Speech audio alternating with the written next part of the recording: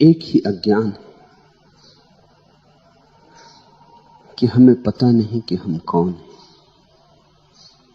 फिर सारे अज्ञान उसी एक अज्ञान से पैदा होते। एक ही बीज है, फिर तो वृक्ष बड़ा हो जाता, फिर तो बहुत शाखाएं प्रशाखाएं होती, बहुत फूल पत्ते लगते, फल लगते, और फिर एक बीज में बहुत बीज भी लगते। वनस्पति शास्त्री कहते हैं एक छोटा सा बीज सारी पृथ्वी को हरियाली से भर देने में समर्थ है, और एक छोटे से अज्ञान के बीज ने मनुष्य को परिपूर्ण अंधकार से भर दिया है। बीज है छोटा, यह बोध नहीं है कि मैं कौन हूं, और जिसे यही बोध नहीं है कि मैं कौन हूं, फिर वो जो भी करेगा गलत ही करेगा। जहां भीतर का दिया ही न जला हो, फिर तुम्हारे कृत्य के ठीक होने की कोई संभावना नहीं। और हम सब चेष्टा करते हैं कि कृत्य ठीक हो जाए। ये ऐसे ही है जैसे कोई अंधेरे में दिया तो न जलाए और ठीक ठीक चलने का अभ्यास करे, ताकि अंधेरे में मैं बिना गिरे चल सकूं, बिना टकराए चल सकूं, दीवालों से सिर न फूटे, जब चाहिए तब दरवाजा मिल जाए। काश जिंदगी स्थिर होती तो यह संभव हो जाता। काश ऐसा होता कि तुम एक ही मकान में सदा रहते, एक ही कक्ष में सदा रहते, तो धीरे धीरे अभ्यास हो जाता। धीरे धीरे तुम जानने लगते बिना दिए के जलाए द्वार कहां है, दीवार कहां है। जानने लगते टेबल कहां रखी, कुर्सी कहां रखी। जानने लगते किस दिशा में जाएं, किस दिशा में ना जाएं। तो दिए की भी जरूरत न थी। लेकिन जिंदगी रोज बदल जाती, ये अड़चन है। ये जिंदगी का मकान परिवर्तनशील है। यहां एक क्षण को भी कुछ स्थिर नहीं है। यहां सब धारा है, यहां सब बह रहा है, यहां सब बदल रहा है। इसलिए कल तुमने जो तय किया था वो आज काम नहीं आता। आज जो तुम अनुभव करोगे वो कल काम में नहीं आएगा। दिया तो जलाना ही होगा। ये जिंदगी के सरित प्रवाह में केवल अभ्यास कर लेने से कृत्यों का कोई परिणाम होने वाला नहीं है, बल्कि खतरा होता है। ऐसा सोचो कि कमरा रोज बदल जाता हो, रात तुम सोए कमरा घूम जाता हो, जहां दरवाजा था दीवार आ जाती हो, जहां दीवार हो दरवाजा आ जाता हो। कल तुमने अभ्यास कर लिया था, निश्चिंत होकर सोए थे कि अब तो सब पता हो गया, अब दोबारा सिर न टकराएगा, अब चोट न खाऊंगा, अब तो जब निकलना होगा बाहर तो निकल जाऊंगा, अब तो मैं जानता हूं। कल तुम निश्चिंत होकर सो गए थे, लेकिन रात सारा मकान बदल गया। तुम्हारा ज्ञान सहयोगी न होगा और बाधा पड़ेगा, क्योंकि तुम निश्चिंत हो कि अब मैं जानता हूं। अब तुम एकदम से दीवार से टकरा जाओगे। वहां कल दरवाजा था, आज वहां दरवाजा नहीं। इसलिए जिसको हम तथाकथित अनुभवी आदमी कहते हैं, वो और भी गड्ढों में गिरता है। बच्चे तो थोड़ा संभल के भी चले, अनुभवी संभल के नहीं चलता, क्योंकि अनुभवी को ख्याल है कि मैं तो जानता ही हूं। जानना तो सिर्फ एक है जगत में कि मैं कौन हूं, उससे ही भीतर का दिया जलता है और तुम्हारा सारा जीवन, तुम्हारे सारे कृत्य रोशन हो जाते। और दिया फिर ऐसा है कि मकान बदलता रहे बदलता रहे। जब दिया जल रहा है तो द्वार जहां होगा दिखाई पड़ जाए। यही नीति और धर्म का भेद है। नीति सिखाती है क्या करो, नीति अभ्यास करवाती है शुभ का, शिव का। बुरा छोड़ो, बुरे की आदत न डालो, भले की आदत डालो। नीति आचरण को बदलवाती है और अंतस अंधेरे से ही भरा रहता है। तो आचरण तो अच्छा भी हो जाता है तो भी क्या परिणाम होता है। बुरे आदमी उन्हीं गड्ढों में तड़फ रहे हैं जिनमें भले आदमी तरफ रहे हैं। कोई फर्क नहीं। जब मैं ये कहता हूं तुम थोड़े चौंकोगे, तुम कहोगे बुरे आदमी कारागृह में बंद हैं और भले आदमी अपने महलों में बैठे हैं। फर्क क्यों नहीं? ऊपर से जरूर फर्क है, उनके गड्ढे ऊपर से अलग दिखाई पड़ते हैं, लेकिन अगर गहरे में देखोगे तो अहंकार का एक ही गड्ढा है। उसमें कारागृह में बंद आदमी भी तड़फ रहा है, उसमें मंदिर में बैठा हुआ पूजा करने वाला आदमी भी तड़फ रहा है। गड्ढा एक है। अहंकार का गड्ढा है। गड्ढा एक है क्योंकि अंधेरा एक है। न तो बुरा आदमी जागा है, जाग जाता तो बुरा क्यों होता। और ये वचन भी मुझे तुमसे कहने दो कि न भला आदमी जागा है, अगर जाग जाता तो भला क्यों होता। तुम थोड़े चौंकोगे, क्योंकि जागा हुआ आदमी न बुरा होता न भला होता। जागा हुआ आदमी तो बस जागा होता। जागरण भलाई के उतने ही ऊपर है जितने बुराई के। जागा हुआ आदमी न तो दुर्जन होता न सज्जन होता। जागा हुआ आदमी बुद्ध होता, प्रबुद्ध होता। बुद्ध से किसी ने पूछा है, आप कौन हैं? देखकर उनके अप्रतिम सौंदर्य को लगता है जैसे कोई देव पुरुष उतर आया है इंद्रासन से पृथ्वी पर। तो पूछा है पूछने वाले ने, आप कौन हैं? क्या आप देवता हैं? इस वन स्थली में, इस एकांत निर्जन में, इस बट वृक्ष के नीचे बैठे, क्या आप स्वर्ग से उतरे कोई देवता हैं? आपके सौंदर्य को देखकर ऐसा लगता है इस पृथ्वी के नहीं, पार्थिव नहीं है ये सौंदर्य। आप देवता हैं? बुद्ध ने आंख खोली और कहा, नहीं, मैं देवता नहीं। उस आदमी ने पूछा, तो फिर आप किन्नर हैं? देवताओं की थोड़ी नीची कोटि, जो दरबार में देवताओं के संगीतज्ञ, आप वे हैं? बुद्ध ने कहा, नहीं, वह भी नहीं। तो पूछा उस आदमी ने, आप चक्रवर्ती सम्राट हैं, इस पृथ्वी के सबसे बड़े राजा हैं? बुद्ध ने कहा, नहीं, वह भी नहीं। तो आप कौन हैं? मनुष्य तो होंगे कम से कम, उस आदमी ने पूछा। और बुद्ध ने कहा कि नहीं, मनुष्य भी नहीं। तब तो वो आदमी जरूर अवाक रह गया होगा कि आदमी होश में है या बेहोश, पागल है। देवता नहीं, चलो न सही, चक्रवर्ती सम्राट न सही, न सही, मगर कम से कम मनुष्य, इसको भी इंकार करते हो? तो उस आदमी ने पूछा, फिर आप कौन हैं? बुद्ध ने कहा, मैं बुद्ध, मैं जागा हुआ। और जागा हुआ सिर्फ जागा हुआ होता है, उसकी और कोई सीमा नहीं होती, उसकी और कोई परिभाषा नहीं होती। भीतर का दिया जल जाता है तो तुम रोशन हो जाते, तुम जागे हुए हो जाते। जागे हुए से बुराई तो होती ही नहीं, हो ही नहीं सकती। और जागे हुए को ऐसा बोध कैसे हो कि मुझसे भलाई होती। जिससे बुराई होनी बंद हो गई, उसे ये बोध भी मिट जाता है कि मुझसे भलाई होती। जब तक तुम्हारे भीतर चोर है, तब तक तुम्हारे भीतर दानी भी हो सकता है। जिस दिन चोर चला गया, उस दिन दानी भी चला गया। मैं ये नहीं कह रहा हूं कि दान नहीं होगा, उसी दिन दान होगा, लेकिन दानी नहीं होगा। तुमसे दिया तो जाएगा, लेकिन अब देने वाले का अहंकार निर्मित नहीं होगा। तुम ये दावा ना करोगे कि मैं दानी हूं। तुमसे हिंसा तो नहीं होगी, अहिंसा भी नहीं रह जाएगी। मैं ये नहीं कह रहा हूं कि तुम्हारे जीवन में अहिंसा नहीं होगी, अहिंसा ही होगी, मगर मैं अहिंसक हूं ऐसी थोथी धारणा नहीं बनेगी। जिस दिन बीमारी चली जाती है, उसी दिन स्वास्थ्य का भी विस्मरण हो जाता। तुमने देखा या नहीं, सोचा या नहीं? सिर में दर्द होता है तो सिर की याद आती है, सिर में दर्द नहीं रह जाता तो सिर की कौन याद करता है? तुम जगत में ऐसा शोरगुल थोड़ी मचाते फिरते हो कि आज मेरे सिर में दर्द नहीं, कि आज मेरा सिर बिना दर्द के है। तो लोग हंसेंगे, लोग कहेंगे तो जरूर दर्द है, अन्यथा कौन बात करता है सिर की? जब दर्द चला गया तो सिर भी चला गया। दर्द में ही बोध होता, दर्द में ही चोट लगती, दर्द में ही कांटा गड़ता। जब बीमारी नहीं रह जाती तो स्वास्थ्य भी नहीं रह जाता। तुम देखो, स्वास्थ्य की चर्चा बीमार लोग ही करते। जो आदमी जितने स्वास्थ्य की चर्चा करे, समझना उतना ही बीमार है। बीमार आदमी प्राकृतिक चिकित्सा की किताबें पढ़ते और स्वास्थ्य के संबंध में बड़े जानकार हो जाते। बीमार आदमी स्वास्थ्य की खोज में लगे रहते हैं कि स्वास्थ्य क्या है, कैसे बनाना, कैसे नहीं बनाना, स्वास्थ्य का अर्थ क्या। स्वास्थ्य नहीं है, इसलिए स्वास्थ्य क्या है इसकी खोज।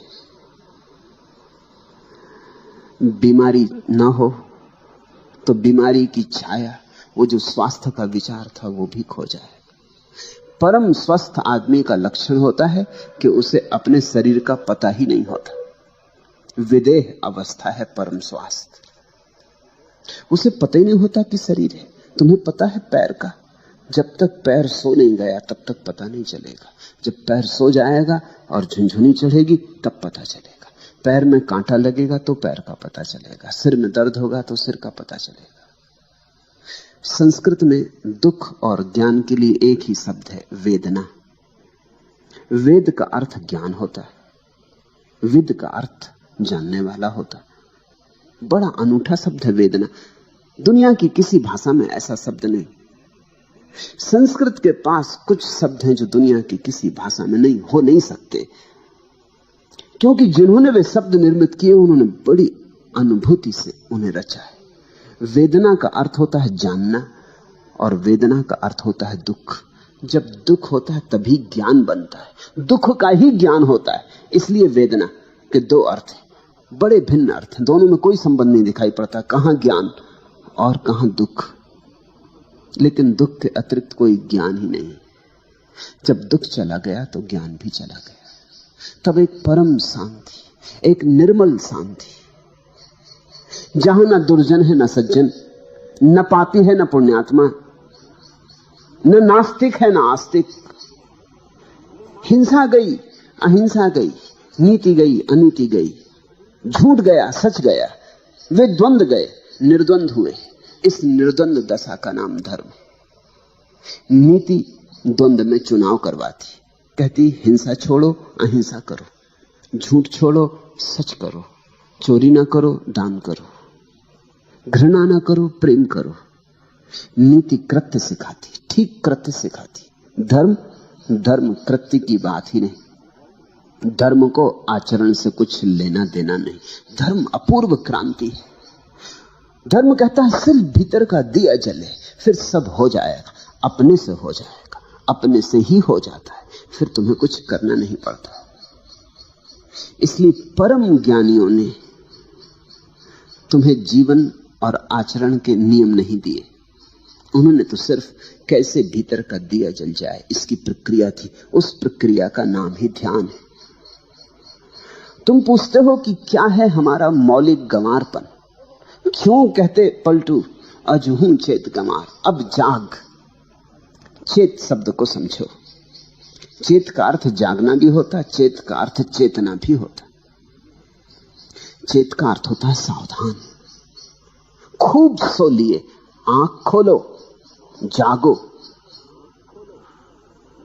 काफी सो लिए, अब तक सोए ही रहे। कभी बुराई में सोए, कभी भलाई में सोए। ऐसा समझो कि रात तुम सपने देखते हो। कभी सपना देखते हो कि साधु हो गए, हाथ में कमंडलू लिए भिक्षा मांगने निकले हो, और कभी सपना देखते हो कि हत्यारे हो गए, चोर हो गए और डांका डालने निकले हो। नैतिक व्यक्ति कहेगा अच्छा सपना देखो, साधु बनो, असाधु ना बनो।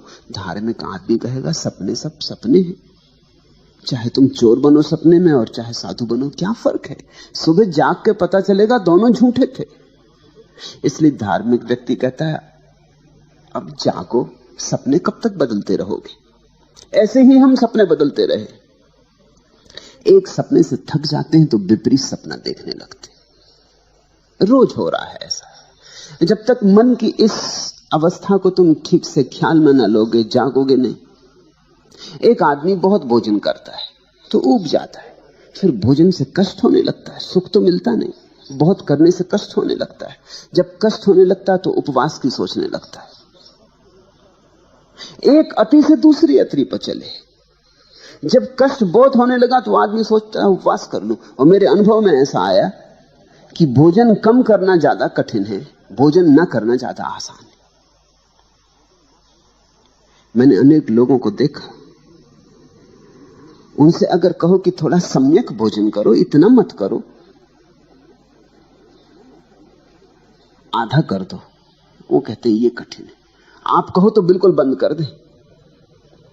अति पर जाना मन को आसान है, मध्य में आना मन को कठिन है। निश्चित ही जब खूब दुख भोग लिया जाता भोजन करके, पेट में दर्द है और सिर भारी है और दिन में आलस्य छाया रहता और प्रतिभा में निखार नहीं रह गया, सब धुंधला धुंधला हो गया, अंधेरा अंधेरा, और शरीर बेढब हुआ जाता, शरीर सौंदर्य खोए देता। और जिंदगी एक बोझ रूप मालूम होने लगी तो तुम जल्दी से उपवास का सोचने लगते हैं।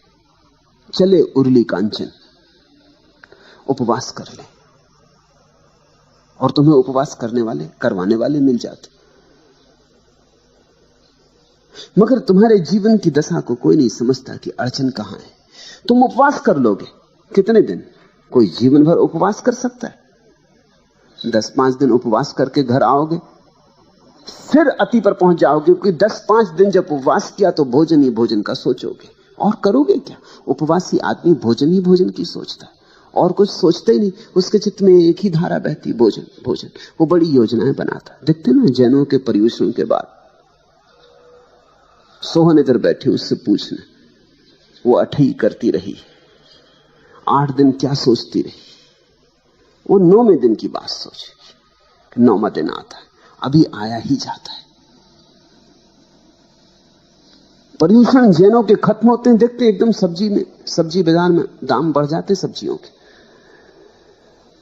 8-10 दिन किसी तरह रोक लिया है, बलपूर्वक, हिंसात्मक ढंग से, क्योंकि हिंसा है उपवास। ज्यादा खाना तो हिंसा है ही, उपवास भी हिंसा है। ज्यादा खाने में भी तुम शरीर को सताते हो, इसलिए हिंसा है, और कम खा के भी शरीर को सताते हो, इसलिए हिंसा है। सताते तुम दोनों हालत में हो। तुम्हारी दुष्टता जाती नहीं। कभी धर्म के नाम पर सताते हो, कभी अधर्म के नाम पर सताते हो, मगर सताते तुम निश्चित हो। 8-10 दिन सता लिया, आशा में कि स्वर्ग मिलेगा, लोभ में किसी तरह बांध के 8-10 दिन गुजार लिए। इसलिए जब जैन उपवास करते हैं तो मंदिर में रहते हैं ज्यादा समय, क्योंकि वहां आसानी पड़ती। वहां और भी उन्हीं जैसे दुष्ट अपने को सताए हुए बैठे, उनको देख कर राहत मिलती कि हम कोई अकेले नहीं, नाव में और बुद्धू भी सवार। अकेले होने में आदमी को शंका होने लगती, संदेह होने लगता है कि पता नहीं मैं ये क्या कर रहा हूं। उपवासी आदमी को रेस्तरां में जाकर बिठा दो तो उससे बड़ी अड़चन होगी, क्योंकि सब लोग भोजन कर रहे हैं, गुलछर्रे उड़ा रहे हैं, चर्चा कर रहे हैं, भोजन की सुगंधियां उठ रही हैं, नासापुटों को उत्तेजित कर रही हैं, भूख को जगा रही हैं। उपवासी आदमी रेस्तरां में जाकर नहीं बैठता है, मंदिर जाता है। वहां भोजन से दुनिया बिल्कुल दूर है। वहां ना भोजन की गंध उठती, ना कोई भोजन करता, ना कोई भोजन लाता। और जितने बैठे हैं वो भी ऐसे उदास मुर्दा, वो भी ऐसी अपने को सताए हुए। वहां आसानी। फिर वहां धर्म चर्चा चल रही। धर्म चर्चा का कुल अर्थ इतना होता है कि यहां तुम जो कर रहे हो इसका बड़ा फल तुम्हें स्वर्ग में मिलेगा, मोक्ष मिलेगा, परम धाम मिलेगा, वहां परम ऐश्वर्य, सुख ही सुख, कल्प वृक्ष।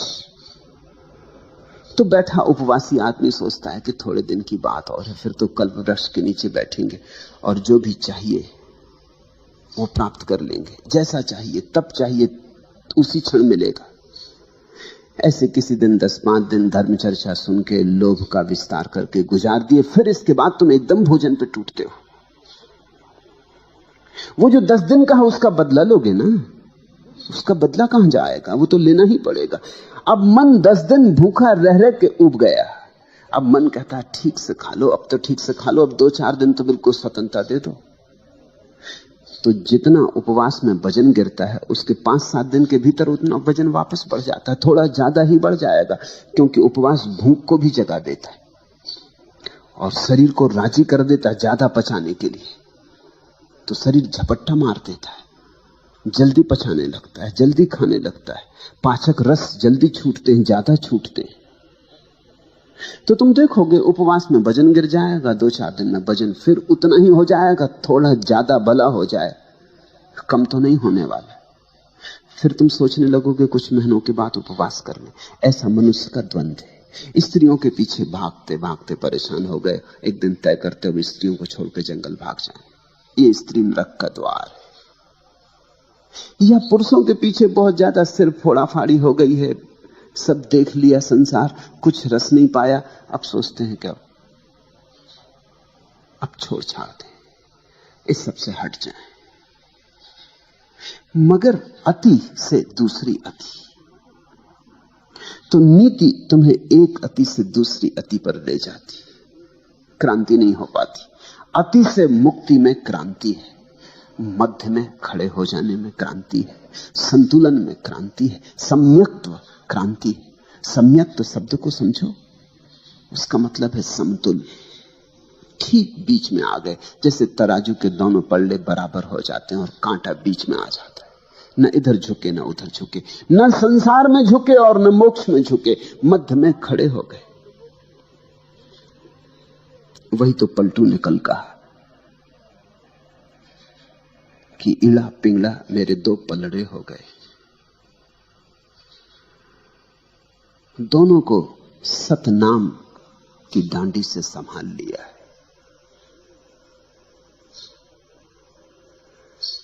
जैसे जैसे तुम्हारे भीतर बोध बढ़े, वैसे वैसे तुम्हारे भीतर संतुलन आता है, तुम्हारे भीतर द्वंद्व कम हो जाते। ये निर्द्वंद दशा का नाम ही अद्वैत है। एक ही भूल है कि तुम्हारा दिया जला हुआ नहीं। आचरण को सुधारने में बहुत चिंता मत लगाओ, और ध्यान रखना, मैं ये नहीं कह रहा हूं कि आचरण को बिगाड़ने में चिंता लगाओ। जब मैं सुधारने तक को दो कौड़ी का मानता हूं तो बिगाड़ने को कैसे मूल्य दे सकूंगा। मैं कहता हूं आचरण से दृष्टि को बदलो, गेर बदलो, अंतर्मुखी बनो। भीतर अंधेरा है, इसको कैसे रोशन करें, यहां कैसे प्रकाश प्रकट है, कैसे उजाला हो। ध्यान से उजाला होता है। ध्यान है ज्योति जलाने की प्रक्रिया, और मजा ऐसा है कि सब साधन मौजूद है। तुम्हारे घर में दिया है, तेल भरा, बाती लगा, माचिस भी रखी। जरा माचिस को रगड़ना है, जरा माचिस को रगड़ना है कि ज्योति पैदा हो जाएगी। फिर माचिस से ज्योति को बाती से छुआ देना है कि दिया जल उठेगा। तुम सब लेकर आए हो, तुम्हारे अंतरतम में सब मौजूद है। जो होना चाहिए वो सब मौजूद है, जो जो जरूरी है सब मौजूद है। थोड़ा संयोजन करना है, थोड़ा सा संयोजन। तुम्हारे भीतर साक्षी भाव की संभावना छिपी पड़ी है। जरा चेष्टा, जरा अपने को झकझोरना है। उसी झकझोरने को पलटू कहते हैं अजहू चेत कमार। अब तो जाग, अब तो जाग। खूब सो लिया, कितना सो लिया। सोते सोते जन्म जन्म बीते, सदियां बीती, अनंत काल बीत गया। अब आंख खोल, बहुत सपने देखे, अब सत्य को देख, स्वयं को देख। दूसरा प्रश्न, संत पलटूदास कहते हैं कि भागवत धन की लूट हो रही है और जो चाहे सो ले। यदि ऐसी बात है तो क्यों इस बात का धनी करोड़ों में एकाध हो पाता है? धन की लूट तो हो रही, लेकिन तुम्हें धन दिखे तब ना। नदी बही जा रही, लेकिन तुम्हें प्यास लगे तब ना, तो तुम पियो। प्यासे को नदी दिखाई पड़ती, और प्यासे को नदी हजारों मील दूर भी बह रही हो तो भी वो यात्रा करके नदी तक पहुंच जाता है। और गैर प्यासे के सामने, घर के सामने से बहती हो गंगा, तो भी दिखाई नहीं पड़ती। ख्याल रखना, तुम्हें वही दिखाई पड़ता है जिसकी तुम खोज कर रहे हो। जिसे तुम देखने निकले हो वही दिखाई पड़ता है। कहते हैं चमार जब रास्ते पर चलते लोगों को देखता है तो उसे सिर्फ लोगों के जूते दिखाई पड़ते, सिर्फ जूते दिखाई पड़ते। जूते ही खोजने चला है, जूतों से हिसाब लगाता रहता है। जूता देख के पहचान लेता है चमार, करीब करीब तुम्हारे जूते से तुम्हारी पूरी आत्मकथा पहचान लेता। जूते की खस्ता हालत बता देती है कि शायद हार गए चुनाव में इस बार। जूते पे चमक दर्पण जैसी चमक दिखा देती कि मालूम होता जीत गए। जूते की चमक बता देती है कि जेब गर्म है कि ठंडी। जूते की हालत बता देती है कि बुलाए तुम्हारे साथ मेहनत करे कि गुजर जाने दे। जूते की हालत बता देती है कि भैया गुजर ही जाओ तो अच्छा, कहीं और ही चले जाओ तो अच्छा, यहां न लौटाना, नहीं तो उधारी करोगे। चम्हार जूते को देखता है, चम्हार जूता देखने को ही बैठा है, उसकी नजर वहां लगी। दर्जी तुम्हारे कपड़े देखता है, दर्जी तुम्हें नहीं देखता, तुम्हारे कपड़े ही दिखाई पड़ते। तुम जो खोजने निकले हो वही तुम्हें दिखाई पड़ता है। इस सत्य को खूब गहराई में पकड़ो। वही रास्ता, वही सड़क, वही बाजार, तुम अलग अलग बार निकले हो और तुम्हें अलग अलग दुकानें वहां दिखाई पड़ी। तुमने कभी सोचा? जीवन के छोटे छोटे तथ्यों पर विचार करो और वहां से बड़े तथ्यों की पकड़ आएगी।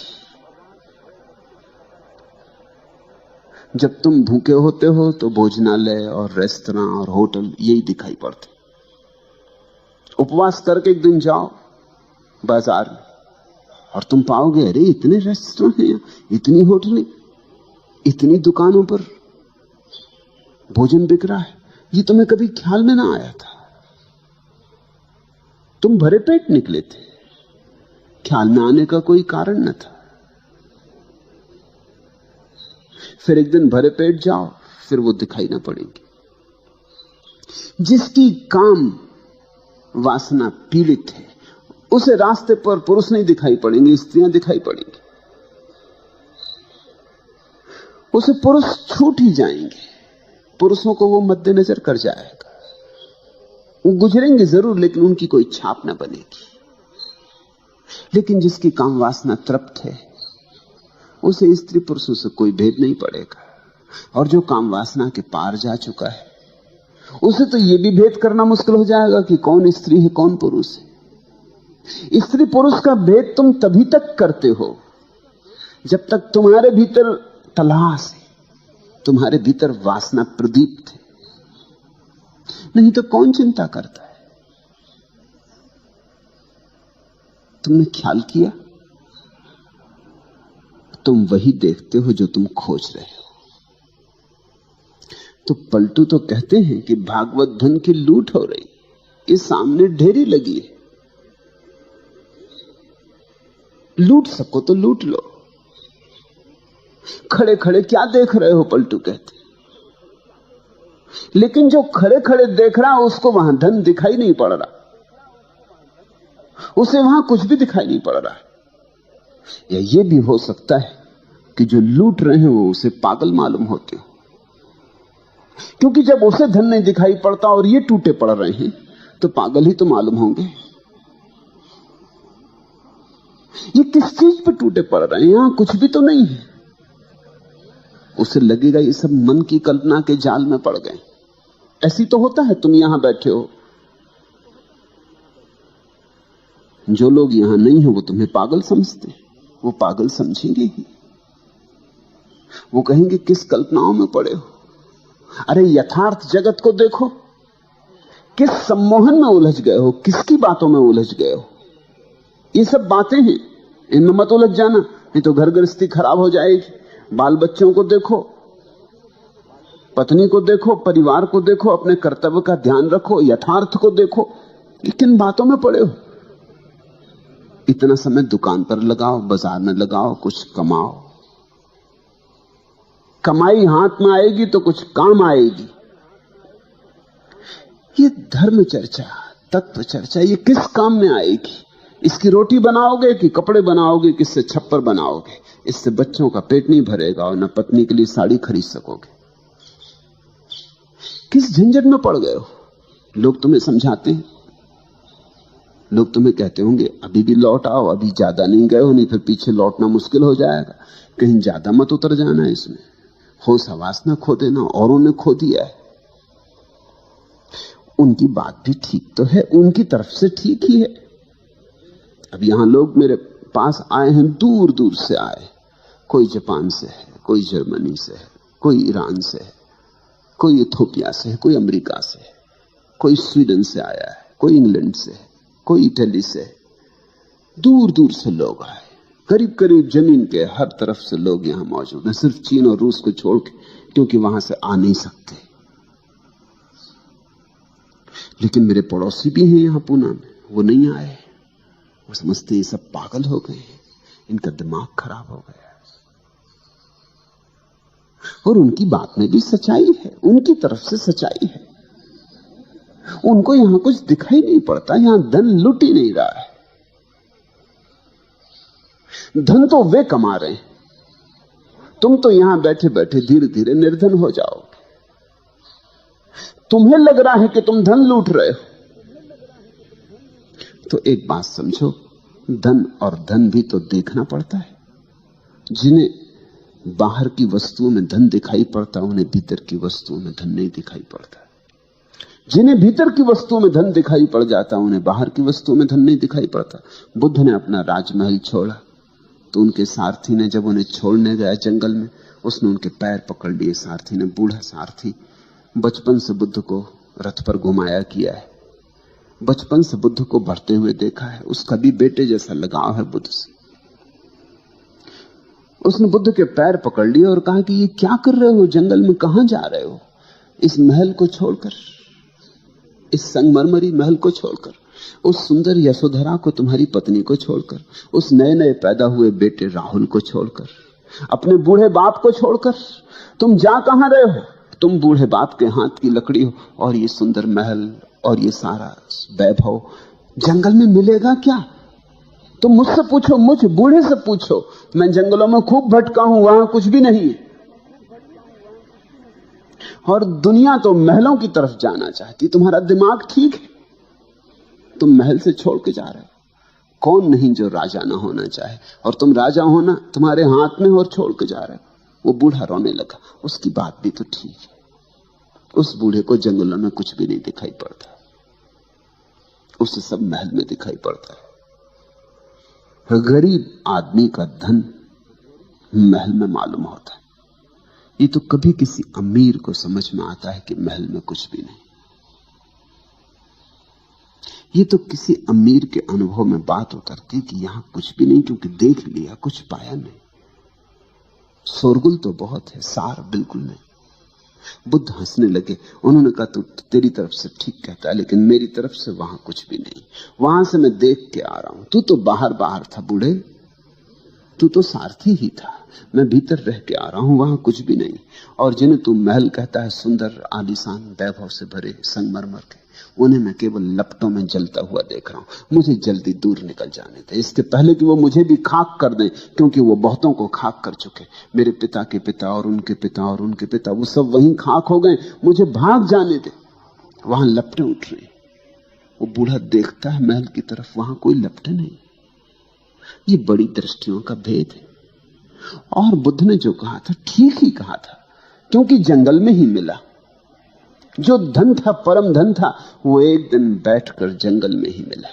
वो 6 साल की अथक खोज के बाद एक दिन निरंजना नदी के तट पर बट वृक्ष की छाया में बैठे हुए वो धन बरसा। तो एक अदृश्य धन है, तभी तक अदृश्य है जब तक तुम्हारी आंखें बाहर से उलझी। उसी दिन दृश्य हो जाएगा जिस दिन तुम्हारी आंखें बाहर से मुक्त हो गई। दृष्टि की क्रांति चाहिए। तुम पूछते हो, पलटू कहते भागवत धन की लूट हो रही, और जो चाहे सो ले। ठीक कहते हैं, 100% ठीक कहते हैं।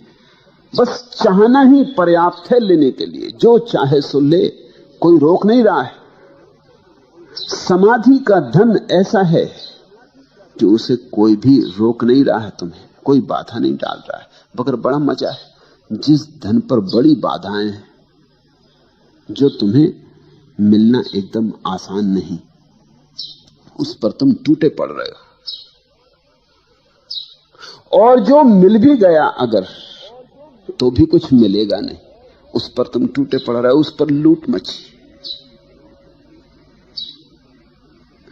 और जो धन कोई भी छीनने को नहीं मालूम हो रहा, और जो धन इतना है कि सभी को मिल जाए तो भी न्यून नहीं होता, उस धन की तरफ तुम जा भी नहीं रहे हो, तुम सब भागे जा रहे हो बाहर की तरफ।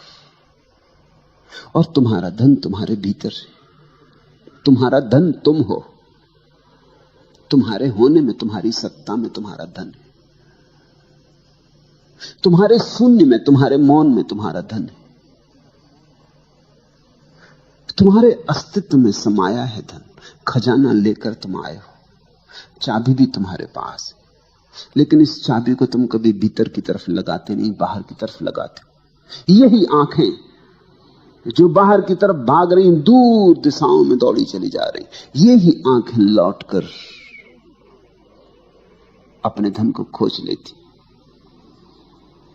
यही हाथ जो और सारे संसार को पकड़ते फिर रहे हैं, इन्हीं हाथों में छिपी ऊर्जा भीतर की तरफ लौट के परम धन को संभाल लेती। लेकिन कोई रोकता नहीं, फिर भी तुम उसके प्यासे नहीं। तुम अभी संसार से थके नहीं हो। तुम्हें लगता है यहां शायद हो, आज नहीं मिला कल मिले।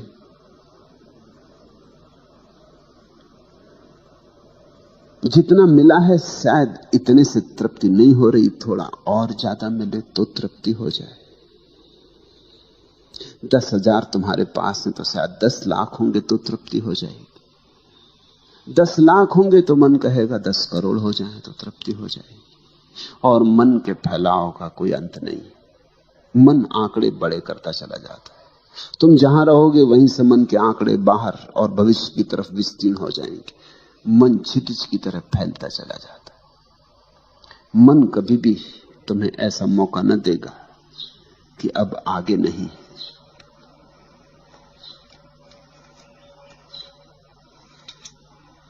मर गया होता कभी का आपदाओं की कठिन मार से, यदि नहीं आशा श्रवण में नित्य संदेश देती प्यार से। घूंट यह पी लो कि संकट जा रहा है, आज से अच्छा दिवस कल आ रहा है। मर गया होता कभी का आपदाओं की कठिनतम मार से। कभी का ये मन मर गया होता, लेकिन ये मन आशा का दिया जलाए रखता है। ये मन कहता चला जाता है, यदि नहीं आशा श्रवण में नित्य संदेश देती प्यार से। बड़ी मीठी बातें कहता मन। मन कहता है फिक्र ना करो, दुर्दिन गए, भले दिन आने को ही है। अब मत लौटो, करीब आके मत लौट जाओ। अब तो बिल्कुल हाथ में ही है मंजिल, अब ना लौट जाओ। पागल हुए हो, इतनी दूर चला है, अब कहां लौट के जाते हो। घूंट यह पी लो कि संकट जा रहा है, आज से अच्छा दिवस कल आ रहा है। कल कभी आता नहीं, और मन कहे चला जाता है आ रहा है, आ रहा है, बस जरा ही दूर है, आया ही जाता है। कल कभी आता नहीं, कल सदा दूर ही बना रहता है। तुम्हारे बीच और कल के बीच दूरी शाश्वत है, सदा उतनी ही रहेगी जितनी सदा से है, उसमें कभी कोई कमी नहीं पड़ेगी। और मन सदा कल की बातें करता रहेगा। ये जो मन का धन है कल में है और कल आता नहीं, और ये असली धन है वो अभी है, यही है और तुम्हारे भीतर है और तुम्हारे साथ ही आया है। असली धन खोता ही नहीं, सिर्फ विस्मरण होता है, और नकली धन कभी मिलता ही नहीं, सिर्फ आशा बंधती। तो पलटू कहते तो ठीक ही है कि जो चाहे सो ले। जिस दिन चाहोगे, जिस दिन भी तय कर लोगे कि बस उब गया, थक गया, अब और कल की दौड़ नहीं, अब और आपाधापी नहीं, समझ लिया मन को, मन का गणित समझ में आ गया कि तो रोज ही यही कहे चला जाएगा कि कल कल कल, इस जन्म में नहीं अगले जन्म में, यहां नहीं स्वर्ग में, यहां नहीं कहीं और। मन सदा कहता है कहीं और है सुख। देखो भिखमंगा सड़क पर सोचता है चलते समय, महल में जो विराजमान है वहां है सुख, और महल में जो बैठा है परेशान पीड़ित, रात भर सो भी नहीं सका, महल में नींद कहां? जिसकी भूख भी मर गई, महल में भूख कहां? जो किसी तरह दवाइयों के सहारे जिए जा रहा है। वो सोचता है रास्ते पे चलते भिखारी को देखकर कि शायद इस भिखमंगे की मस्ती में सुख हो। देखो किस मजे से चला जा रहा है, एक तारा बजाता। देखता है इस भिखमंगे को रास्ते पर सोया हुआ, धूप में, घनी धूप में, और घुर्राटे ले रहा। और वो अपने महलों में सुंदरतम बिस्तर बनाए हुए है, तो भी नहीं सो पाता। नींद असंभव हो गई, चैन हराम हो गया।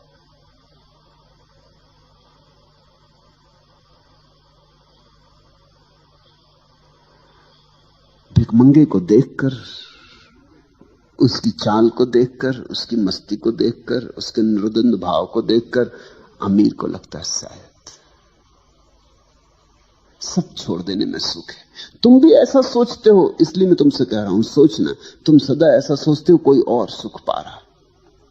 शहर में रहने वाला सोचता है गांव में रहने वाले लोग बड़े सुखी। गांव वाले से तो पूछो कभी। गांव वाला लाख कोशिश कर रहा है कि कैसे शहर पहुंच जाए।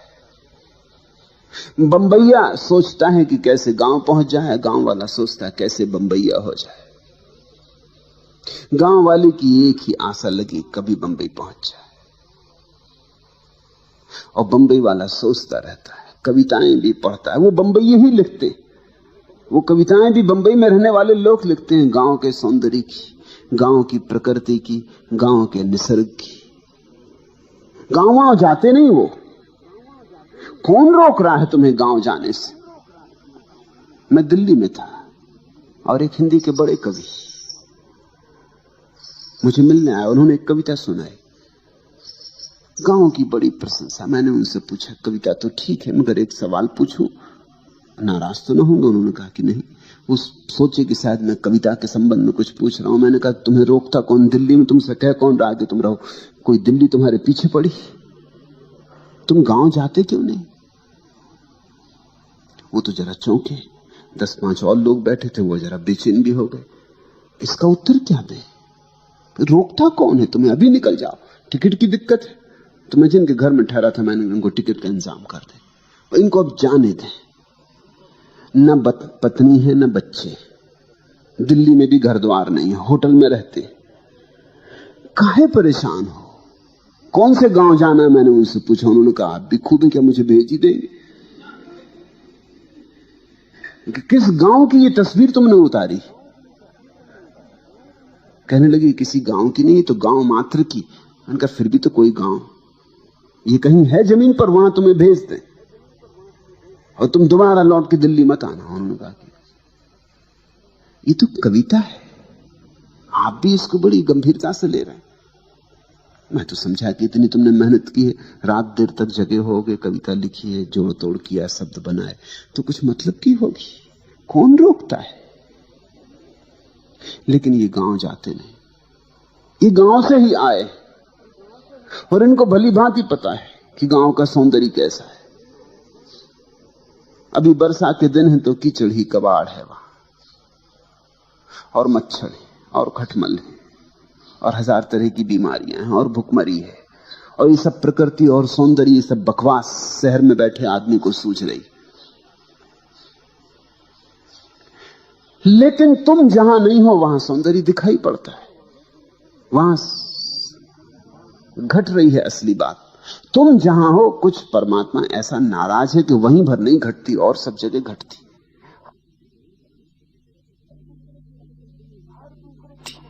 हर दूसरे की शक्ल तुम्हें हंसती हुई मालूम पड़ती,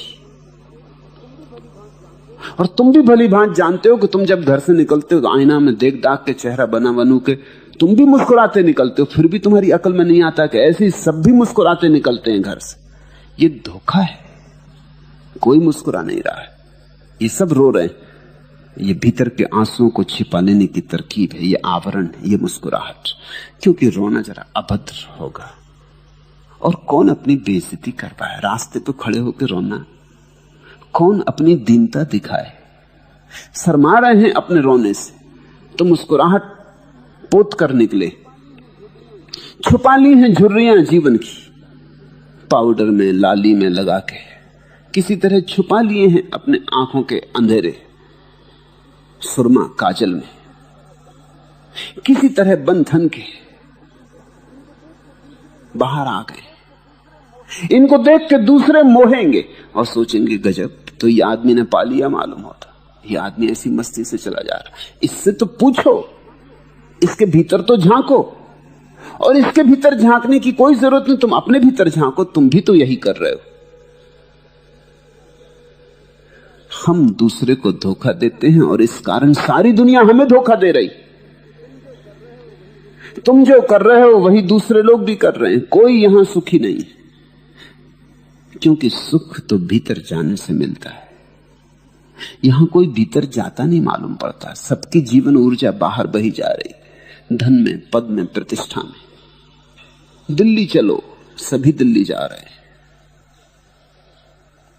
किसी तरह चलो दिल्ली के करीब ही पहुंच जाओ, न पहुंचे दिल्ली भी तो कहीं तो रास्ते में करीब पहुंच गए। जितने करीब पहुंच गए उतना ही सुख मिल जाएगा। अपने भीतर आने से कोई सुख को उपलब्ध होता है, तब चेहरों पर मुस्कुराहट पोतनी नहीं पड़ती, तब एक दीप्ति होती, सहज भीतर से उठती, तब एक शांति होती जिसके लिए कोई आयोजन नहीं करना होता।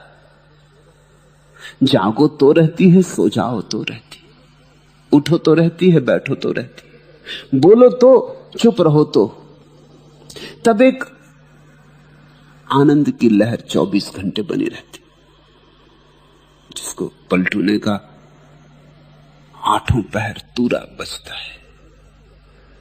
वो बजता ही रहता है भीतर का संगीत, उसे बजाना थोड़ी पड़ता है, वो बज ही रहा है। तुम्हारे भीतर इस क्षण भी बज रहा है। लूट सके तो लूट, मगर लूटने में बाधा क्या है? कोई बाधा नहीं, सिवाय इसके कि तुम भीतर जाते नहीं, तुम बाहर भागे जा रहे। तुम अपने से कोसों दूर खड़े हो, तुम अपने से ऐसे भागे हो जैसे कोई अपने दुश्मन से भाग गया हो, तुम अपने से ऐसे भागे हो जैसे कोई मौत से भाग गया हो। तुम अपने पास ही नहीं आते, तुम दूर दूर चक्कर मार रहे हो, तुम चांद तारों पे घूम रहे हो, लेकिन कभी घर नहीं लौटते। तुम्हारा घर, तुम्हारे घर का मार्ग जन्मों जन्मों से न चलने के कारण तुम्हें बिल्कुल अपरिचित हो गया। इसलिए कोई गुरु चाहिए कि जो तुम्हें घर के मार्ग को फिर से याद दिला दे। सारा धर्म घर वापस लौटाने की यात्रा है, ये पुनः वापसी है। महावीर ने इसको प्रतिक्रमण कहा है। आक्रमण तुम कर रहे हो अभी, आक्रमण का अर्थ है वहां है सुख, जाऊंगा, कब्जा कर लूंगा। प्रतिक्रमण का अर्थ है लौट आना, वापस लौट आना। वहां नहीं है सुख, यहां है सुख। मैं हूं सुख, अपने में लौट आऊंगा।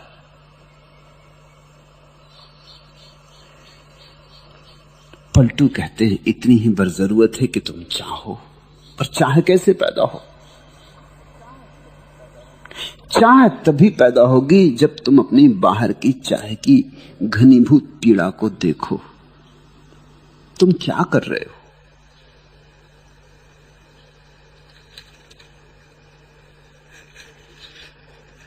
जैसे ही बाहर की असलियत तुम्हें दिखाई पड़ने लगेगी, और कोई कारण नहीं है कि क्यों दिखाई ना पड़े, तुम देखना नहीं चाहते, देखते नहीं, देखने से बचते हो। प्रत्येक अनिश्चय से कुछ नष्ट होता हूं, प्रत्येक निषेध से कुछ खाली, प्रत्येक नए परिचय के बाद दूना अपरिचित, प्रत्येक इच्छा के बाद नई तरह से पीड़ित। हर अनिर्दिष्ट चरण निर्दिष्ट के समीपतर पड़ता है। हर आसक्ति के बाद मन उदासियों से घिरता है। जागो और जरा देखो, हर अनुरक्ति मुझे कुछ इस तरह बिता जाती है मानो फिर जीने के लिए कोई भविष्य नहीं बचता है। कितनी बार तुमने वे ही सुख जाने जिनको तुम अभी भी चाहने की आकांक्षा से भरे हो, फिर मिला क्या? थोड़ा परखो, थोड़ा कसो। एक स्त्री के, सुंदर स्त्री के प्रेम में पड़ गए थे कि सुंदर पुरुष के प्रेम में पड़ गए। फिर मिल गई सुंदर स्त्री, फिर क्या हुआ? एक बार लौटकर देखो, विश्लेषण करो, फिर हुआ क्या? कहां खो गया सौंदर्य, कहां खो गई सुंदर स्त्री, कहां खो गया प्रेम? हाथ में राख रह गई, अंगार भी तो नहीं। और अब फिर तुम योजना बना रहे हो। मुल्ला नसरुद्दीन की पत्नी मर गई तो उसके एक मित्र ने 3-4 दिन बाद पूछा कि मुल्ला, बहुत दुखी मालूम पड़ते हो, तुम्हारे दुख को देख के तो ऐसा लगता है कि अब तुम दोबारा विवाह नहीं करोगे। मुल्ला ने कहा, क्षमा करें, मेरे जीवन भर का अनुभव यह है कि अनुभव पर सदा आशा की विजय हो जाती है। अनुभव पर आशा की विजय। मित्र ठीक ही कह रहा था, लेकिन मुल्ला जीवन का एक गहरा अनुभव बता रहा। वो कह रहा, अनुभव पे आशा की विजय हो जाती। इस पत्नी के साथ सिवाय दुख के और कुछ भी नहीं जाना, तुम भी जानते, मैं भी जानता। लेकिन पता नहीं किसी दूसरी स्त्री के साथ सुख मिलना बदा हो। अनुभव पर आशा की विजय। और ऐसा भी नहीं है कि एकाध बार ऐसा हुआ हो, हर बार ऐसा हुआ।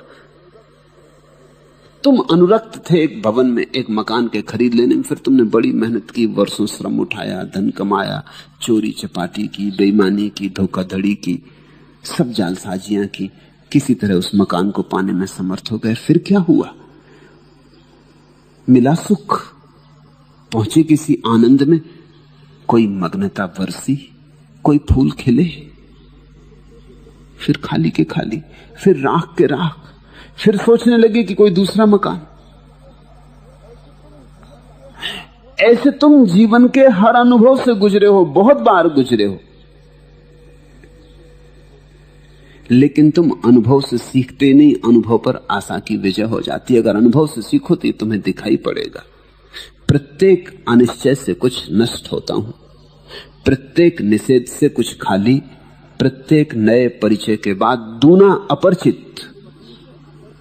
तुम अपनी पत्नी से अपरिचित हो गए हो या नहीं, ये मुझे सोचकर कहो। सोचना अपने भीतर। परिचय बनाने चले थे, सोचा था कि विवाह करके इससे परिचित हो जाएंगे, मगर परिचय हुआ।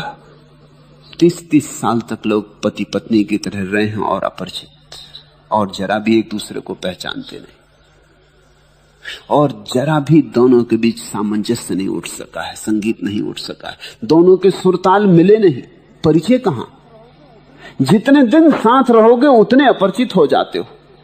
प्रत्येक निषेध से कुछ खाली, प्रत्येक नए परिचय के बाद दूना अपरिचित, प्रत्येक इच्छा के बाद नई तरह से पीड़ित। देखा नहीं कितनी इच्छाएं तुम भर लेते हो, भरते ही नई पीड़ा शुरू हो जाती। इधर पुरानी इच्छा पूरी नहीं हुई कि नई इच्छाओं के अंकुर निकल आते। ये होता ही रहेगा, ये होता ही रहा है। इसी को हम आवागमन का चक्र कहते हैं, इसी को हम कहते हैं 84 करोड़ योनियों में भटकना।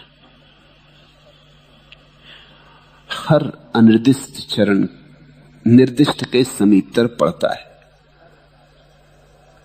हर आसक्ति के बाद मन उदासियों से घिरता है। कितने बार प्रेम में पड़े और कितने बार हाथ खाली के खाली रहे। कितनी बार समझा कि हीरा है और जब उठाया तो पत्थर पाया।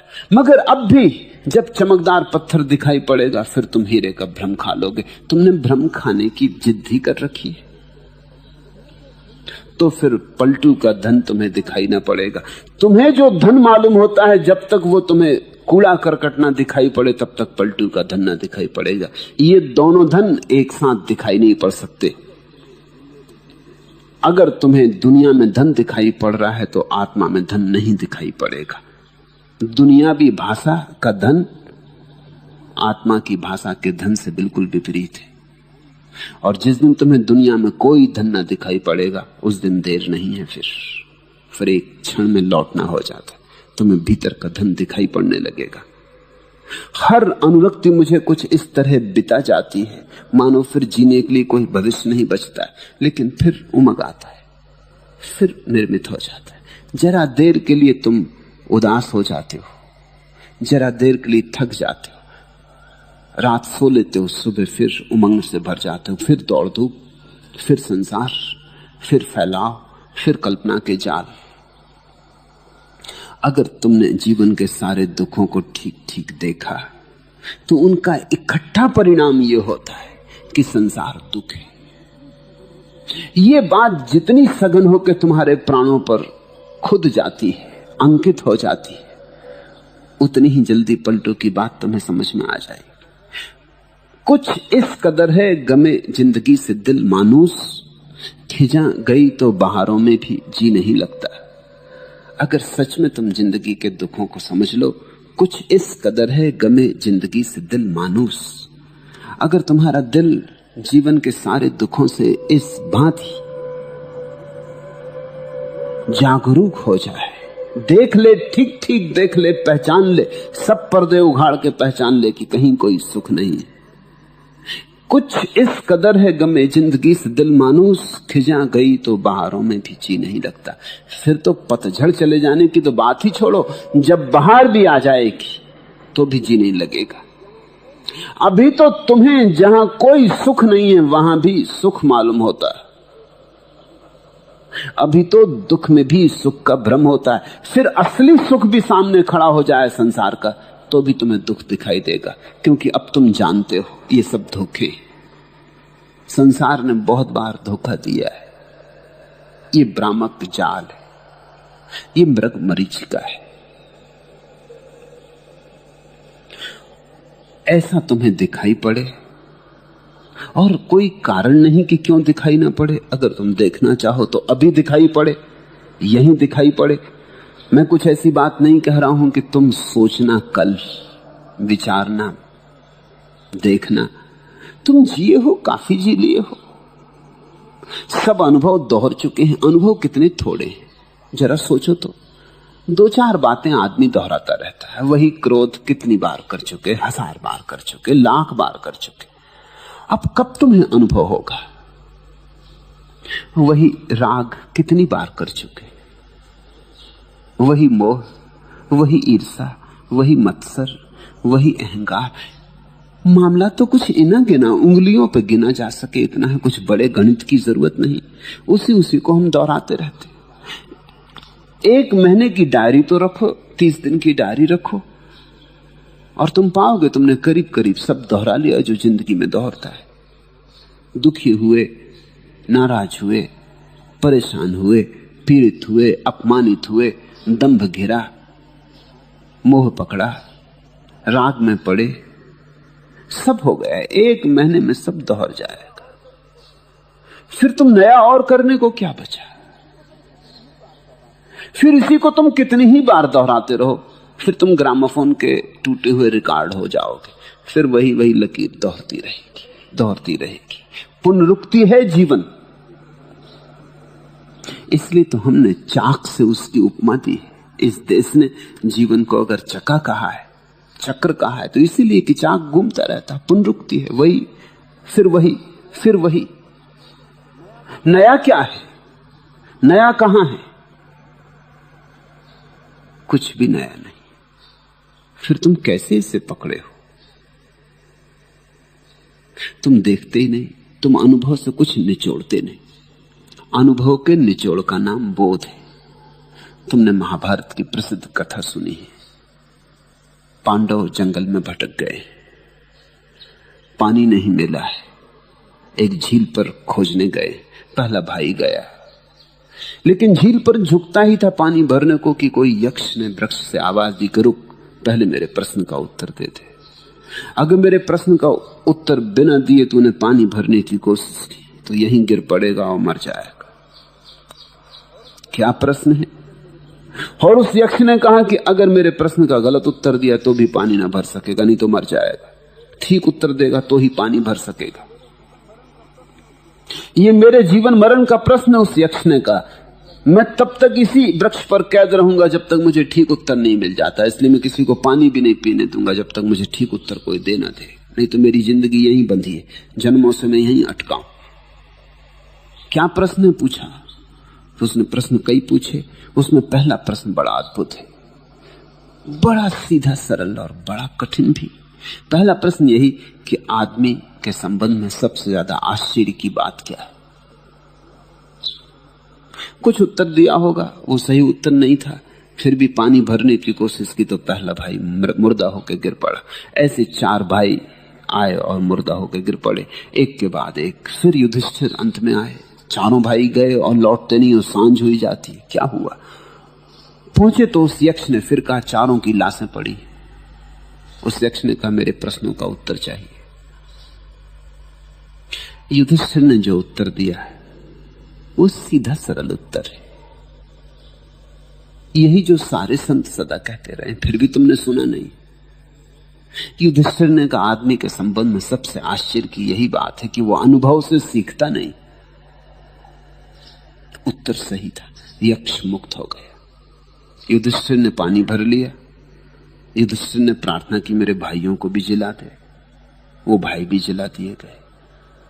यक्ष प्रसन्न था क्योंकि वो वृक्ष में बंधा था, आबद्ध कीला गया था, ठोका गया था, वो मुक्त हो गया।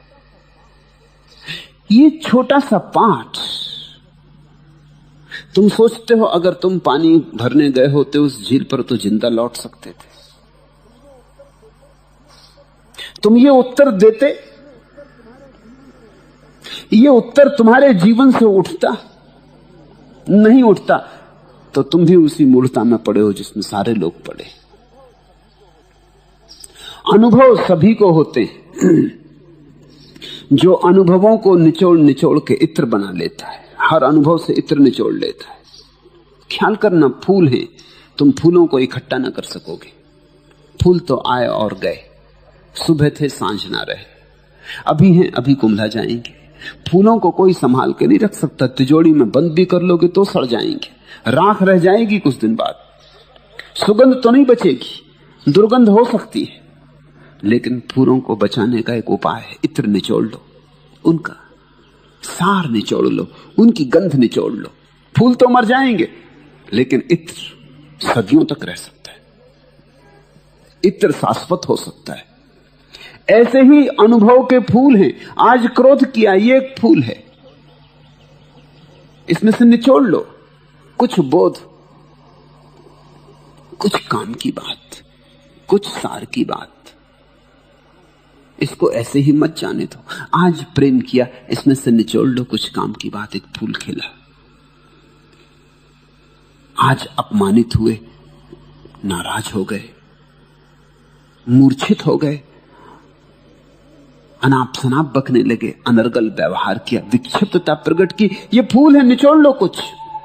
ऐसे रोज रोज हर अनुभव के फूल से अगर निचोड़ते गए तो बोध का इत्र इकट्ठा होता है, तो बुद्धिमान होता है आदमी। बुद्धिमान आदमी शास्त्रों से नहीं होता, बुद्धिमानी जीवन के शास्त्र को अनुभव करने से आती।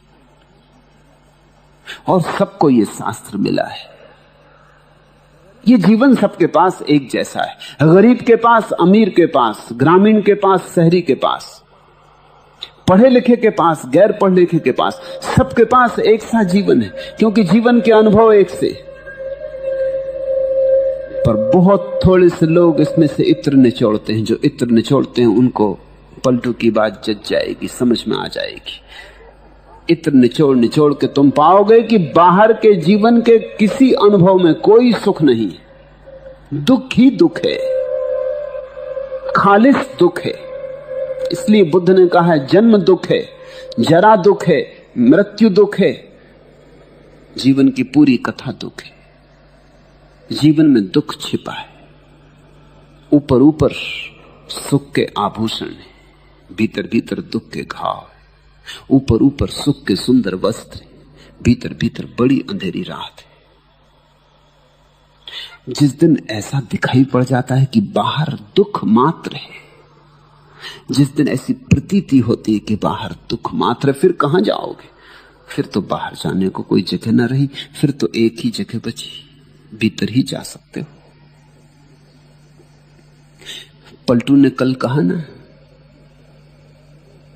कि 10वें द्वार पर बैठा हूं। 9 द्वार, आंख, कान, नाक, मुंह, जनेंद्रियां, ये सब 9 छेद हैं आदमी के शरीर में। तुम्हारे सारे तथाकथित सुख इन्हीं 9 छेद से भीतर आते। सुगंध आती नाक से, संगीत आता कान से, सौंदर्य आता आंख से, ऐसा। और इन्हीं 9 छिद्रों से तुम जगत में जाते हो, बाहर जाते हो। एक सुंदर स्त्री को देखा, चले बाहर, आंख से ही देखा, दूर जाते देखा, लेकिन तुम चल पड़े उसके पीछे। फिर तुम अपनी पत्नी के साथ चल रहे हो, लेकिन हो नहीं वहां। पत्नी तत्क्षण पहचान लेती कि आप चल पड़े, आप कहीं निकल गए दूर। पत्नियों को धोखा देना भी मुश्किल है। पत्नी जानती है, वो पूछने लगती कहां चले गए, क्या मामला है, तुम यहां नहीं मालूम होते। और ऐसा भी नहीं कि तुम आंख बचाओ तो बच सकते हो, तुम आंख बचाओ तो भी चले गए। आंख बचाने का मतलब ही ये है। एक स्त्री सुंदर जाती थी, तुमने नहीं देखने की कोशिश की, मगर अब इससे क्या होगा, नहीं देखने की कोशिश में ही चले गए। भीतर तो रूप उठाया, आंख से तुम बाहर बह गए। ये 9 छेद है। और एक 10वां छेद है, 10म द्वार उसको ज्ञानियों ने कहा है। वो 10वां छेद भीतर की तरफ जाता, 9 छेद बाहर की तरफ। संसार के पक्ष में तो 9 मार्ग है, इसलिए लोग संसार में सुगमता से चलते हैं, रास्तों पर रास्ते हैं। ये चूके तो दूसरा, दूसरा चूके तो तीसरा। यहां कई पटरियां इकट्ठी दौड़ती, यहां 9 पटरियां इकट्ठी दौड़ रही। इस ट्रेन में न मिले जगह तो दूसरे में मिल जाती, कहीं ना कहीं मिल ही जाती। लोग दौड़ते रहते। कोई संगीत का दीवाना है, कोई रूप का दीवाना है, कोई काम का दीवाना है, कोई धन का दीवाना है। दीवाने ही दीवाने, और हर एक ने अपनी अपनी पटरी पकड़ ली। भीतर जाने का मार्ग सिर्फ एक है, एकमात्र है। उसे ध्यान कहो, भक्ति कहो, या जो भी नाम देना हो। होश भीतर जाने का मार्ग है, सुरति वो एक ही है। 9 मार्गों से जाओगे तो 3 तेरा हो जाओगे, हो ही जाओगे, क्योंकि 9 मार्गों पर भागना पड़ेगा। बिखर जाओगे, खंड खंड में टूट जाओगे। एक हिस्सा इस पटरी पे दौड़ेगा, दूसरा हिस्सा दूसरी पटरी पे दौड़ेगा। एक हाथ एक ट्रेन में चढ़ गया, एक पैर दूसरी ट्रेन में चढ़ गया। ऐसी हालत है आदमी की, खंड खंड, टुकड़े टुकड़े, अंग भंग। तुम पूरे पूरे एक ट्रेन में भी कहां बैठे हो, क्योंकि जो धन की ट्रेन में बैठा है वो पद की ट्रेन में भी बैठा है। वो सोचता है धन कमा के चुनाव लड़ लेंगे। जो पद की ट्रेन में बैठा है वो सोचता है एक दफे दिल्ली पहुंच जाए तो सारी सुंदर स्त्रियों को इकट्ठा कर लेंगे, फिर क्या अड़चन है, फिर कौन रोकने वाला है। तुम एक ही ट्रेन में भी नहीं हो, क्योंकि बाहर जाने वाली यात्रा एक ही ट्रेन में हो भी नहीं सकती। यहां इतनी ट्रेनें जा रही, तुम कैसे चूको, सभी को भोग लेना चाहते हो। तो आंख कहीं चढ़ गई, कान कहीं चढ़ गए, हृदय कहीं बैठा, सिर कहीं बैठा, एक पैर कहीं, एक अंग कहीं, ऐसे तुम खंड खंड हो गए। ऐसे आदमी बिखर जाता, छितर जाता टुकड़ों टुकड़ों में। यही तो संताप है, यही तो चिंता है। इनमें द्वंद्व हो जाता है, एक पूरब जा रहा है, एक दक्षिण जा रहा है। अनेक घोड़ों पर सवार हो गए, अब फांसी लगी, अब बड़ी अड़चन होती, क्योंकि तुम एक हो और तुम अनेक घोड़ों पर कैसे सवार हो सकोगे। होगे तो झंझट में पड़ोगे, टूटोगे, विक्षिप्तता आएगी।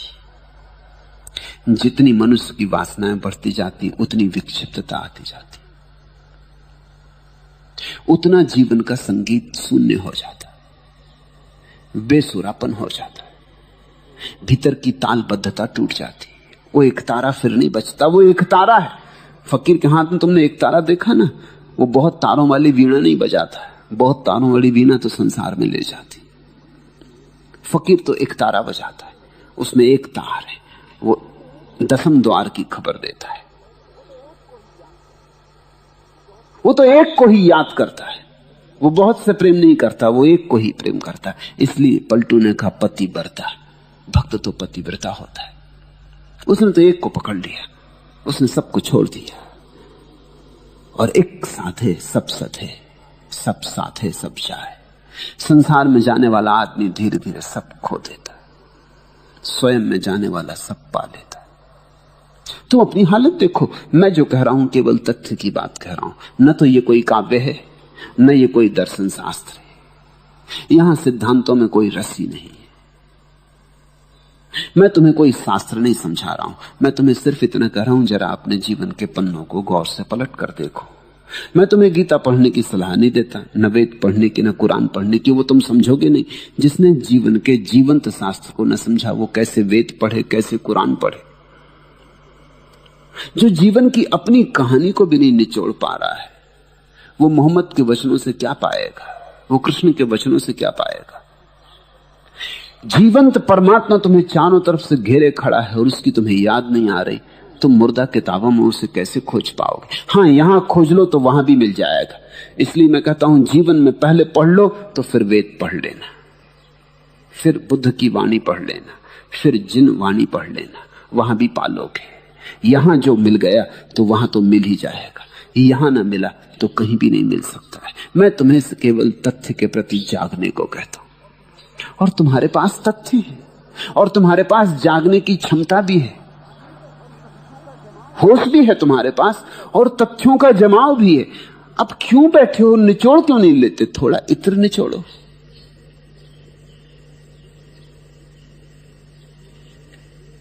इसलिए कोई रुकावट नहीं, फिर भी करोड़ों में कोई एक आध इस धन का धनी हो पाता है। होना चाहिए सभी को, होने के हकदार हैं सभी, सभी की मालकियत है, ये जन्म सिद्ध अधिकार है। नहीं नहीं, ठीक होगा कहना स्वरूप सिद्ध अधिकार है, सबका अधिकार है, ये सबकी मालकियत है। फिर भी तुम्हारी मर्जी, तुम इतने मालिक हो कि गुलाम बने रहना चाहो तो बने रह सकते हो। तुम इतने स्वतंत्र हो कि तुम गुलाम रहने को भी स्वतंत्र हो। तुम्हारी स्वतंत्रता असीम है, तुम्हारी स्वतंत्रता पूर्ण है। तुम चाहो तो भटकने के लिए भी स्वतंत्र हो, ये तुम्हारे हाथ में है। जब तक तुम भटकना चाहो भटकते रहोगे, जिस दिन तुम तय करोगे लौट चलना है, लौट आओगे। बुद्ध एक नदी के किनारे से गुजरते हैं, कुछ बच्चे खेल रहे हैं, उन्होंने रेत के घर बनाए और वो लड़ रहे हैं आपस में। कोई कहता है मेरा, वो कहता है ये तेरा, दूर रख अपने मकान को, मेरे मकान के करीब मत ला। उन्होंने अपने अपने रेत के मकान के चारों तरफ रेखाएं खींच रखी हैं कि ये मेरा आंगन, ये मेरा बगीचा, ये मेरी सीमा, इस सीमा के भीतर कोई ना आए। उन्होंने अपने अपने नाम लिख रखे हैं अपनी अपनी सीमा के सामने, अपनी अपनी तख्तियां लगा रखी। और फिर भी बच्चे तो हैं, कभी भूल से किसी का पैर किसी के मकान में लग गया और रेत के मकान है वो गिर जाते, वो गिर गए तो मारपीट हो जाती है। एक बच्चे का पैर किसी के मकान पर पड़ गया तो उसने बच्चा उसकी छाती पे चढ़ बैठा और उसने बाकी को भी कहा कि भाइयों तुम भी आओ और इसको दुरुस्त करो, इसको राह पर लगाओ। बाकी भी आ गए। न्याय का सवाल है, दूसरे के मकान पर कब्जा कर लिया, दूसरे का मकान गिरा दिया, और उनको भी तो अपने मकान बचाने, ऐसे आदमी के खिलाफ उनको भी लड़ना ही पड़ेगा। उन सब ने मिलकर उसकी खूब मरम्मत की। यही तो हम करते। कोई चोर तुम्हारे घर में घुस गया तो तुम थोड़ी अकेले लड़ोगे, पड़ोसी भी आ जाते, क्योंकि उनको भी अपनी तिजोरियां बचानी। कोई तुम्हारी तिजोरी का थोड़ी सवाल है। ऐसे चोर अगर चोरी करने लगे तो कल उनकी तिजोरियों को भी खतरा है। कल के खतरे को देख के वो आज इसकी अच्छी मरम्मत कर देते। किसी का जेब कट जाए तो जिन जिन के पास जेब है वो सब जेब कतरे को पकड़ने में संलग्न हो जाते, क्योंकि ये संभावित खतरा उनके लिए भी है। उन सब बच्चों ने मिलकर उसकी खूब कुटाई की, दंड दिया। यही तो तुम्हारी अपराध और तुम्हारी दंड की व्यवस्था है। तुम्हारी कानून, तुम्हारी अदालतें क्या है, तुम्हारे नियम, तुम्हारे मजिस्ट्रेट, तुम्हारी पुलिस क्या है, जिन जिन को खतरा है। ऐसे दिन भर खेल चलता रहा। फिर सांझ हो गई। किसी ने आके, नौकर ने आके नदी के किनारे जोर से आवाज दी कि बच्चों अब घर चलो, तुम्हारी माताएं तुम्हारी राह देख रही हैं। अब सूरज भी ढल गया। बच्चों ने देखा कि हाँ सूरज ढल गया। वो तो खेल में तल्लीन हो गए थे, भूल ही गए थे कि दिन अब जा चुका, अब घर लौटने का वक्त आ गया। और तब क्या हुआ पता? बुद्ध खड़े देख रहे थे, वो देखते रहे। ऐसे जीवन को देखना चाहिए, सब अंगों में, सब दृष्टियों से, हर अनुभव से कुछ मिलता है। बुद्ध खड़े देखते रहे, वो चुपचाप सुनते रहे क्या हो रहा है। वो बच्चे जो लड़ते थे एक दूसरे से, कहते थे मेरा तेरा, अपने अपने मकान की रक्षा करते थे, जिन्होंने एक बच्चे की कुटाई कर दी थी वो खुद ही अपने मकानों पर कूदने लगे और उन्होंने अपने मकान खुद ही गिरा दिए और खूब हुल्लड़ मचा और सब रेत उन्होंने साफ कर दी। सब मकान पुछ गए, सब दीवारें गिर गई, सब सीमाएं असीम में खो के एक हो गई। वो सब बच्चे घर की तरफ भागे। मां की याद आ गई, अब घर जाना है, सांझ हो गई। ठीक बुद्ध ने दूसरे दिन अपने भिक्षुओं से कहा, ऐसा ही संसार है, रेत के घर, मेरा तेरा, बड़ी लड़ाई, बड़ी कलह, बड़ी द्वेष, बड़ी ईर्षा, बड़े संघर्ष, युद्ध, अदालतें, हत्याएं। और फिर एक दिन सांझ हो जाती, सूरज ढल जाता, मौत आ जाती और घर से खबर आती, फिर जाना पड़ता, सब यहीं पड़ा रह जाता। रेत के घर रेत में ही पड़े रह जाते हैं। रेत के घर रेत के हैं, तुम्हारे कैसे? रेत में खींची गई रेखाएं कहीं खींचती, हवा के झोंके आएंगे और रेखाएं पुछ जाएंगी। कितने लोग यहां जमीन पर रहे और कितने लोगों ने यही खेल खेला जो तुम खेल रहे हो। इन्हीं मकानों में खेला, इन्हीं दुकानों में खेला, इन्हीं बाजारों में, इन्हीं पद प्रतिष्ठानों में। कितने लोग, कभी सोचोगे? करोड़ों करोड़ों अरबों अरबों लोग सब जा चुके, उनकी सांझ आ गई, चले गए। तुम्हारी सांझ भी जल्दी ही आती होगी। अजहूं चेत गंवार, अब भी चेतो। जो सांझ आने के पहले चेत जाए वो समझदार। जो मौत के आने पे चेते वो तो बहुत देर हो गई, उसको फिर जन्म लेना पड़ेगा। जन्म में ही चेते तो फिर जन्म नहीं लेना पड़ता। मरते वक्त अगर चेते भी और एक ख्याल भी आए कि अरे मैं बेकार मेहनत करता रहा, अदालत मुकदमा ये वो झगड़ा झांसा, कुछ सार नहीं, सब पड़ा रह जाएगा। ये सब पड़ा रहा जा रहा और मैं चला। मगर मरते वक्त चेते तो बहुत देर हो गई, बहुत देर हो गई, अब कुछ करने को ना बचा। अब कब ध्यान करोगे, कब करोगे पूजा अर्चन, कब करोगे प्रार्थना? अब तो जवान भी लड़खड़ा गई, आंखें भी मंदिम हो गई। भीतर की थोड़ी बहुत जो बुद्धि थी, ज्यादा तो थी ही नहीं, ज्यादा होती तो कभी के जाग गए होते। थोड़ी बहुत थी, ऐसी धुंधयाती धुंधयाती, धुआं धुआं भरी, वो भी और धुंधली हो गई। मौत की घबराहट देख के प्राणों में समा गई, रोआ रोआ कांप गया, बेहोश होने लगे। नए जन्म की तैयारी हो गई। जो बेहोश मरता है वो नया जन्म ले लेता है। जो होश से मर जाता है फिर उसका कोई जन्म नहीं। लेकिन होश से मरोगे कैसे? जब जागते जागते मृत्यु के बहुत दिन आने के पहले भी तुम ये पहचान लोगे कि मौत आ रही और जीवन तो के। इस अनुभव की परिणति ही सन्यास है। इस अनुभव की परिणति कि संसार में सुख नहीं, सब रेत के घर घूले हैं। यहां बनाया बनता नहीं, मिट जाता है। जो मिट ही जाता है उसके लिए क्या झगड़ा, क्या फसाद, क्यों इतनी चिंता, क्यों इतनी व्यथा? और फिर मौत तो आ ही रही। जो छीन ही लेगी मौत, उसको हम भी क्यों पकड़े? जो मौत छीन लेगी उसे हम ही क्यों न छोड़ दें, पकड़ क्यों न छोड़ दें? और ध्यान रखना, जब मैं कहता हूं हम क्यों न छोड़ दें, तो मैं ये नहीं कह रहा हूं कि तुम दुकान छोड़ के भाग जाओ। भागोगे कहां? मैं ये नहीं कह रहा हूं पत्नी बच्चे छोड़ के भाग जाओ। भागने से सार क्या है? पकड़ छोड़ दो, पकड़ना छोड़ दो। और यहां भूल हो जाती। लोग पकड़ तो नहीं छोड़ते, जो पकड़ा था उसे छोड़ देते, मगर पकड़ जारी रहती। तो घर छोड़ दिया, आश्रम पकड़ लोगे, जाओगे कहां? पकड़ तो कायम रहेगी। पत्नी बच्चे छोड़ दिए तो शिष्य शिष्याओं को पकड़ लोगे, जाओगे कहां? उनसे मोह लग जाएगा, उनसे प्रेम लग जाएगा। वो मरेंगे तो रोओगे, वो छोड़ के चले जाएंगे तो लगेगा कि धोखा दे गया, मेरा शिष्य धोखा दे गया, जैसे मेरा बेटा धोखा दे गया।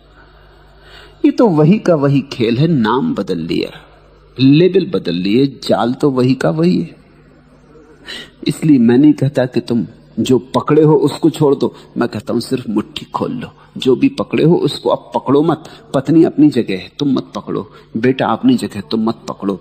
बेटा अपनी जगह भला है, ये मत कहो कि मेरा है। मेरा कहा कि पकड़ शुरू हुई। और छोड़ के भागने की भी कोई जरूरत नहीं, अपना था ही नहीं तो भागोगी क्या छोड़ के? छोड़ के भागने में तो वो भ्रम अभी भी कायम है कि मेरा था, छोड़ दिया। मेरा था ही नहीं, कभी एक क्षण को भी मेरा नहीं था। छोड़ोगे कैसे? क्या क्या करोगे? जिस व्यक्ति ने भोग की व्यर्थता देख ली, उसके जीवन में त्याग का उपाय नहीं रहा। अगर त्याग करते हो तो उसका मतलब अभी भी बातों में मूल्य था। तुम कहते हो मैंने लाखों रुपए छोड़ दिए, इसका क्या मतलब हुआ? अभी लाखों रुपयों में तुम्हें लाखों दिखाई पड़ते हैं, अभी भी दिखाई पड़ते, तब भी दिखाई पड़ते थे, कुछ फर्क ना हुआ। तब तुमने इस संसार की बैंकों में जमा कर रखे थे, अब तुमने परमात्मा की बैंक में, परलोक में जमा कर रखे। अब तुम हिसाब लगा रहे हो कि जब पहुंचूंगा परमात्मा के सामने तो बता दूंगा पूरा खाता बही खोल के कि लाखों छोड़े थे, क्या मिलता इसके उत्तर में?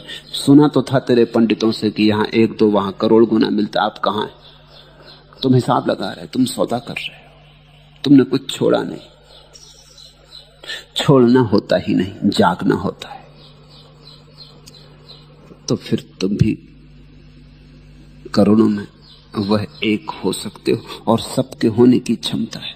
जो होना चाहे सो हो जाए, और देर क्यों करो, और खड़े खड़े क्यों देखते रहो? पलटू कहते हैं क्या खड़े खड़े देख रहे हो, तमाशबीन कब तक बने रहोगे? अनुभव लो, जागो। और क्या सारी बस्ती लूट लेगी तब तुम लूटोगे? क्या तुमने तय कर रखा सबसे आखिर में अपना नंबर लगाएंगे? किस कारण? जो अभी मिल सकता है उसे कल क्यों पाना? जो अभी मिल सकता है उसे कल के लिए क्यों छोड़ना? जो मिला ही हुआ है उस रस में क्यों न डूब जाओ, उस उत्सव में क्यों न तल्लीन हो जाओ? क्यों न उठने दो महोत्सव तुम्हारे जीवन से? क्यों न बहे रसधार? रसो वैसा, वह परमात्मा रस रूप है।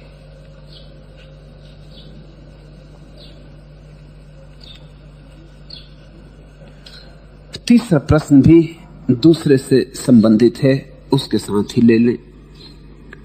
तीसरा प्रश्न है, सन्यास का फल मधुर है, फिर भी सभी उसे क्यों नहीं चखते? कृपा करके कहिए। मधुर है ये तो चखोगे तब पता चलेगा ना।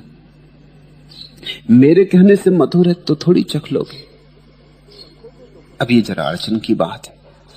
चखोगे तो पता चलेगा मधुर है, और तुम चाहते हो कि पहले मधुर होने का पता चल जाए फिर चखे। ये तो फिर हो नहीं सकती बात, ये तो बात बनेगी नहीं। ये तो बात बनती थी उसके पहले बिगड़ गई। मैंने सुना है मुल्ला नसरुद्दीन तैरना सीखना चाहता था, वो नदी पर गया अपने एक मित्र को लेकर जो तैरना सिखा सकता था। संयोग की बात, संयोग की भी नहीं कहनी चाहिए, भीतर तो कारण रहे होंगे। डरा डरा गया होगा, भयभीत गया होगा। नदी का किनारा, सीढ़ियों पर काई जमी थी, उसका पैर फिसल गया, चारों खाने चितक पड़ा, सिर में चोट भी लग गई। वो उठा और एकदम घर की तरफ भागा। उसके मित्र ने कहा, भाई बड़े मियां कहां चले?